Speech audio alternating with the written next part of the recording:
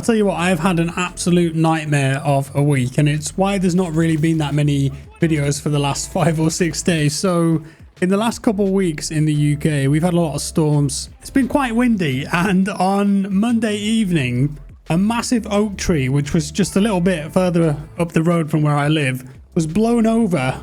It came crashing down, made an almighty sound, blocked the road so no cars could get past, and on the way down, it just so happened to sever the cables for my internet connection. Now, you might be thinking, well, why weren't they under the ground? Well, in the UK, there's a lot of places where you're not allowed to dig up the ground for various reasons, whatever. So they have to fix the wires to telegraph poles suspended in the air on their way back to the internet exchanges. Not an ideal situation, really. And because I live in a rural location, the phone signal here is terrible. I barely get any signal whatsoever, and I'm not kidding. If I want to make a phone call or check emails using mobile signal, I have to go to the bottom of the garden. That's the only place I can get signal. So it was looking pretty dire, but I managed to get in touch with the supplier. They sent someone round the next morning to take a look at what the problem was. Obviously, I'd been up the road and seen, well, there's a giant tree falling down, and I can literally see my internet connection split in two at the top of a giant pole. Long story short, they turned it around pretty quick. Friday, yesterday, they came and fixed it, which I'm very grateful for, because of course I can work again and I can communicate with the outside world.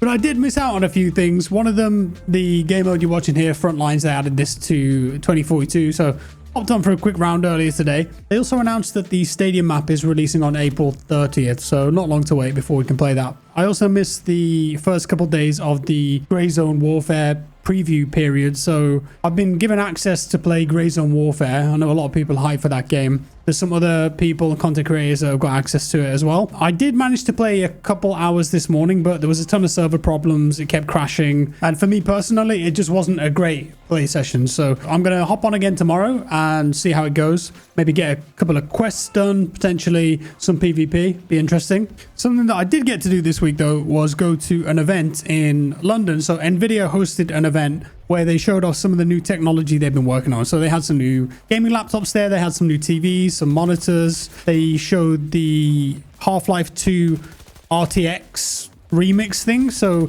imagine Half-Life 2 but with actual ray tracing and real lighting, updated textures, high polygon models. It was a night and day difference. They had the original game on one PC and then the RTX remix version on the one next to it. The RTX version, it looked like a new game at times. So pretty excited to dive back into Half-Life 2 again. I haven't played it in ages. But the thing that impressed me the most there was something called NVIDIA Ace. And this is a cloud-based software that NVIDIA have been working on where you can essentially put AI NPCs into your game and you can converse with them using a microphone. Of course, this opens up a host of new gameplay opportunities, and it felt like something new that I just hadn't seen before in gaming. So the demo that they showed us, if I could set the scene, it was a live demo, and we actually did interact with this and come up with suggestions and things to say. So this was a real-time demo running on Unreal Engine 5. Looked pretty good. They did give me some B-roll, so I'll put that on the screen now maybe. But the gist of it is you're playing as a detective and you have to go to a hotel and talk to various NPCs with the ultimate goal of figuring out which room a certain person is staying in. That's not information that you can easily get though, right? If you go up to a hotel receptionist and say, oi, which room is Mr. So-and-so staying in? They're going to tell you to sod off. They're not going to give you that information. So you've got to get the information out of the NPCs in the lobby that might know the person that's staying in that room. And you can do that by tricking them or lying to them, asking them certain questions. And each of the NPCs in the game had different personality traits. Some of them were a bit hardball. Some of them were more loosey-goosey. They would say something that could be a clue, for example, or let something slip, tell you a secret. But you could talk to them about anything, really. So in the demo that I did, the concierge, we were just chatting to him, and he was telling us about how he loves making drinks and making people happy, getting the luggage to their rooms, whatever. I asked him to tell a joke, and he told a joke which was, what do you get when you cross a snowman and a vampire? I said, I don't know. And he said, frostbite.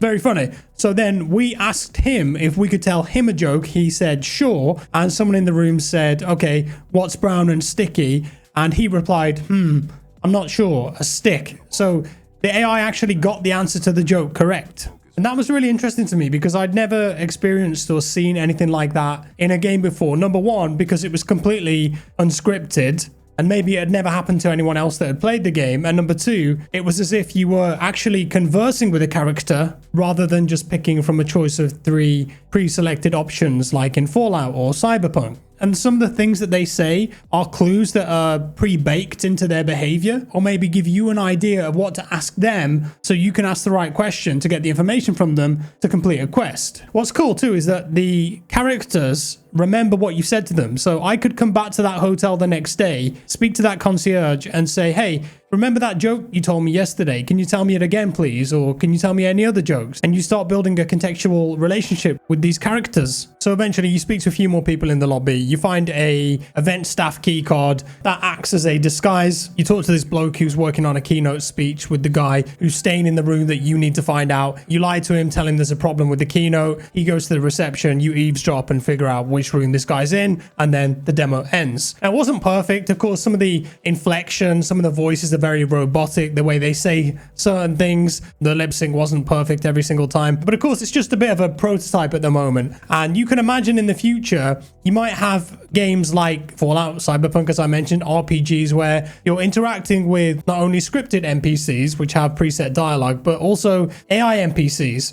that you can talk to with your microphone and they understand you. Or imagine there might be a moment in a Call of Duty or Battlefield single player campaign where you have to interrogate someone or be interrogated and it's an AI character. You've got to converse with them to get some information out of them rather than just picking the right things one after another. So I think it's pretty easy to come up with some exciting and entertaining possibilities for games using this kind of technology. Apparently Ubisoft are working on a game already that uses this tech, but it'll be interesting to follow along with it and see how it advances over time. And get this, the Nvidia staff who were demoing this told us that there'd been a group in before us who were trolling one of the NPCs who knew which room this guy was staying in, trying to get him to admit that he was an AI in a game, berating him, mocking him, that eventually the AI got so sick of it that he gave up the room number, but he purposefully gave them the wrong room number to get them to go away. I don't know if that's a scary thing or a good thing, but apparently it happened. So I thought I'd share that little experience with you. I had no obligation to, of course. I just found it quite interesting and it really felt like something new for games. I don't know if it's ever going to take off or people are going to take it seriously or use it, but maybe that's a glimpse into the future. Now, talking about actual games that you can play right now, there's another game that I missed this week called Sker Ritual, which is a weird name for a game, but it's supposed to be like the old school COD Zombies games, because a lot of people want round-based zombies again, because we haven't had that for a while in COD since Black Ops Cold War. I quite like zombies in that, but regardless, this developer, Wales Interactive, have made this game, Sker Ritual. It's on Steam now, and it's got very positive reviews. I took a quick look at some gameplay, the trailers. It looks cool. It looks like classic COD Zombies, so I might jump on that at some point over the weekend or maybe next week and do a video on that. Round-based zombies, Easter eggs. It looks pretty good, so maybe one to watch. I know we don't officially know anything about this year's Call of Duty game, but there are rumors that it's going to be Treyarch and there will be a proper zombies experience again, so we'll have to wait and see. Back to Battlefield though, Frontlines. Really enjoyed this game mode on 2042. I think it works well. I played it on a round of Redacted before this and Haven, which you've been seeing in this video. I think it's good. I just wish that it was on more maps. I also wanted to say I was blown away by the response to the last Battlefield video that I did, which was talking about how DICE and EA have cancelled any further seasons for BF 2042. There's not going to be any new seasons. They're full steam ahead on the next game now, which is likely to release October, November 2025, based on what they've said in the investors' calls. And on that video, there were over 5,000 comments, which is absolutely crazy. I've gone through and read as many as I can because halfway through the video after I'd gone over the announcement, I talked about if I was in charge, if I was the boss, what I would love to see in the next Battlefield game. And I asked you guys what you would want to see in the next game. And there was some absolutely amazing ideas and suggestions in there. And I think it's a great reflection of how the Battlefield fans and community are feeling at the moment. So I just wanted to say thank you for commenting on that if you did.